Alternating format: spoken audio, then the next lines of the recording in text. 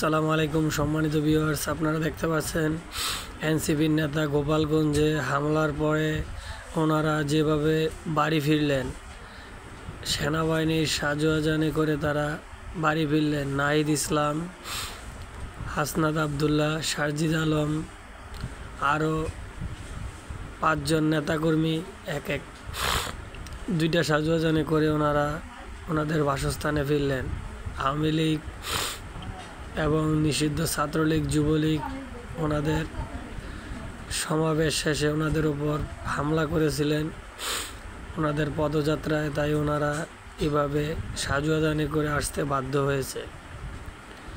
যারা নতুন অবশ্যই আমার চ্যানেলটি সাবস্ক্রাইব করবেন, লাইক শেয়ার কমেন্ট করে পাশে থাকবেন। দেখেন ওনারা সাজোয়াজানি করে ফিরতেছেন, নিরাপত্তার জন্যই ওটাতে যাচ্ছেন, কারণ ওনাদের নিরাপত্তা খুবই জরুরি, তাই সেনাবাহিনীর সাজোয়াজানি করে ওনারা যাচ্ছেন। যারা নতুন অবশ্যই চ্যানেলটি সাবস্ক্রাইব করবেন।